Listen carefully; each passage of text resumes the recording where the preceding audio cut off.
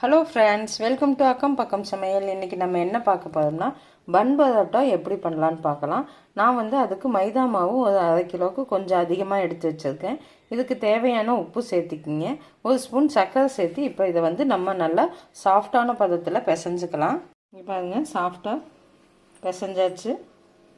பாருங்கள், இப்போ இது மேலே நம்ம கொஞ்சம் ஆயில் அப்ளை பண்ணிக்குவோம் காயாமல் இருக்கிறதுக்கு.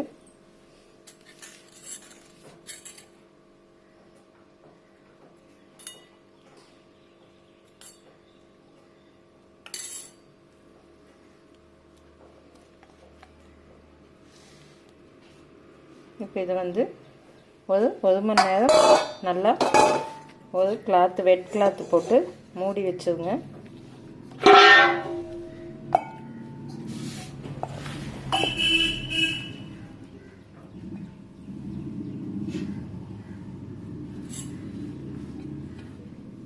இப்படியே ஒரு மணி நேரம் இருக்கட்டும். நல்லா நம்ம ஊதும்போது தான் உங்களுக்கு பரோட்டா நல்லா சாஃப்டாக கிடைக்கும். இது இப்படியே இருக்கட்டும். இப்போ பாருங்க, ஒரு 2 மணி நேரம் ஆயிடுச்சு. நல்லா ஊறிடுச்சு இப்போது மாவு. இப்போ இதை நம்ம சின்ன சின்ன உருண்டையாக ஊற்றி அதில் எண்ணெய் தடவி வைக்கணும். நம்ம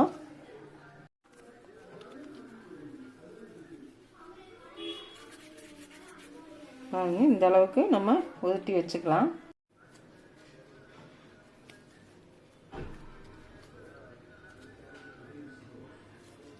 நம்ம எல்லாத்தையும் இப்படி உருட்டி வச்சுக்கிட்டோம். இப்போ ஒரு பால் எடுத்து நல்லா எண்ணெய் அப்ளை பண்ணிக்கோங்க. நல்லா ஆயில் அப்ளை பண்ணிவிட்டு கொஞ்சம் ஃப்ளாட் பண்ணி அப்படியே வச்சுக்கோங்க. இதே மாதிரி நம்ம எல்லாத்தையும் செஞ்சு வச்சிடலாம். நல்லா அந்த மாவை காய விடாமல் எண்ணெய் கொஞ்சம் ஜாஸ்தியாக தடவி வைங்க. மாவு காஞ்சதுன்னா நல்லா இருக்காது. இதே மாதிரி அப்ளை பண்ணி நம்ம வச்சுக்கலாம். இது 1 மணி நேரம் இனியும் 1 மணி நேரம் நல்லா ஊறிட்டு இருக்கட்டும். இப்போ பாருங்கள், எல்லாத்துலேயும் நம்ம ஆயில் அப்ளை பண்ணிட்டோம். அதே மாதிரி ஒரு ட்ரை கிளாத் போட்டு மூடி வச்சுருங்க. இது அப்படியே 1 ஹவர் இருக்கட்டும். இந்த பரோட்டாக்கு மாவு ஊறக்குள்ளே பார்த்திங்கன்னா நம்ம அதுக்கு குருமா பண்ணிடலாம். நான் பன்னீர் மலாய் குருமா பண்ண போகிறேன். அதுக்கு 2 வெங்காயம், 2 பச்சை மிளகாய், இஞ்சி பூண்டு எடுத்துக்கோங்க. ஒரு 5 பூண்டு, ஒரு 2 இன்ச்சு இஞ்சி சேர்த்துக்குங்க. 2 ஏலக்காய் சேர்த்துக்குங்க.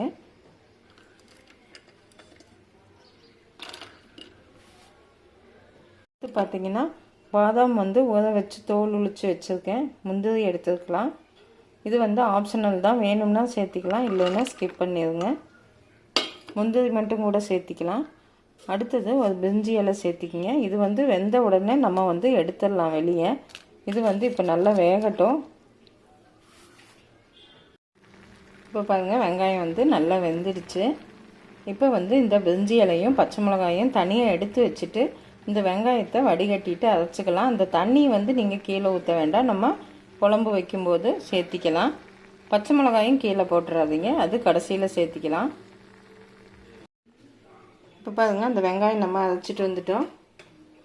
ஒரு வாணலியில் 2 ஸ்பூன் எண்ணெய் சேர்த்திக்கிங்க.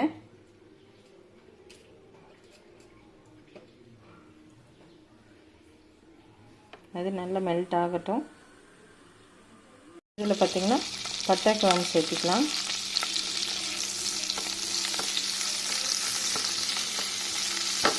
இது கூட நம்ம அரைச்சி வச்சிருந்த அந்த வெங்காயம் விழுதையும் இதை கூட சேர்த்திக்கலாம்.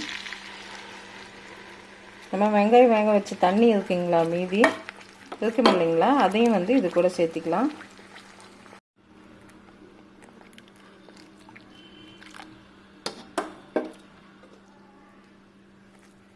பார்த்திங்கன்னா நல்லா கொதிக்கட்டும்.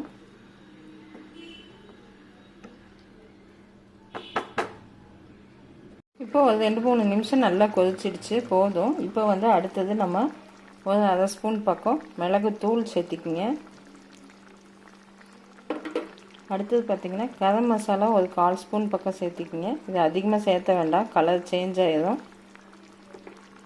அடுத்தது இதுக்கு தேவையான உப்பு சேர்த்திக்கிங்க.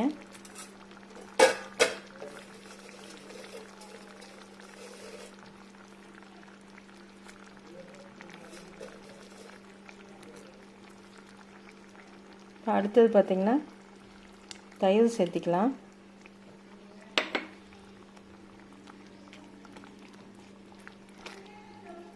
இது வந்து இன்னும் 2 நிமிஷம் நல்லா கொதிக்கட்டும்.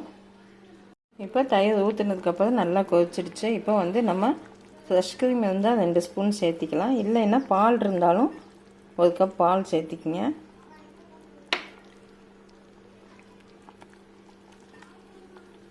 இப்போ க்ரீம் போட்டதுக்கப்புறம் ரொம்ப நேரம் அடுப்பில் இருக்கணும்ட்டு இல்லை.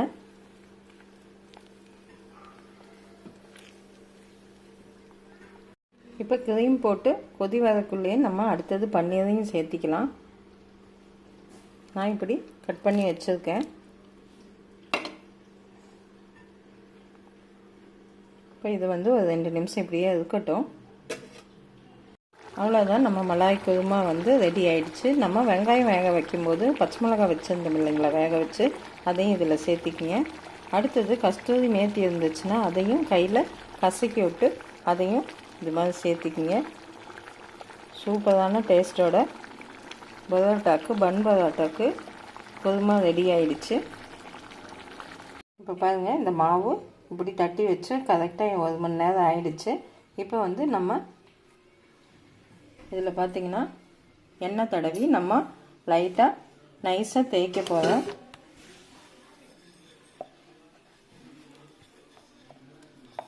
நல்லா எந்த அளவுக்கு உங்களால் நைஸாக தேய்க்க முடியுமோ அந்த அளவுக்கு தேய்ச்சிக்குங்க. இப்போ பாருங்கள், இந்த அளவுக்கு நைஸாக நம்ம தேய்ச்சிக்கிட்டோம். இப்போ இது மேலே நல்லா ஆயில் அப்ளை பண்ணிக்கோங்க.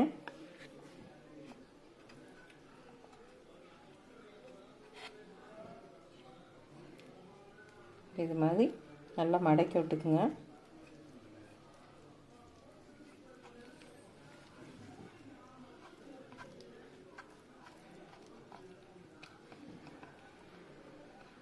அவ்வளோதான், இப்படி சுருட்டி வச்சுக்கலாம். பாருங்க, இந்த மாதிரி நம்ம சுருட்டி வச்சுக்கலாம். இதே மாதிரி எல்லாத்தையும் பண்ணி மேலேயும் ஆயில் அப்ளை பண்ணிக்கலாம்.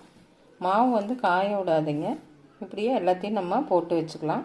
இப்போ பாருங்கள், நம்ம எல்லாத்தையும் இது மாதிரி தேய்ச்சி வச்சுக்கிட்டோம். இப்போ இதை வந்து லைட்டாக ப்ரெஸ் பண்ணுங்கள், ரொம்ப அமுத்தி பண்ண வேண்டாம்.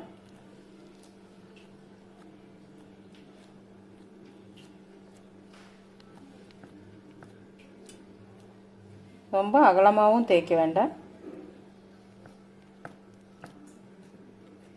போதும், இந்த அளவுக்கு போதும். நம்ம பன் பரோட்டா பார்த்திங்கன்னா இந்த சைஸ் தான் இருக்கும். ஒரு பேன் வச்சுக்கோங்க, ஆயில் அப்ளை பண்ணிக்கோங்க. இதில் வந்து நம்ம இப்போ இதை போட்டுடலாம். அடுப்பை வந்து மீடியம்லேயே வச்சுக்கோங்க.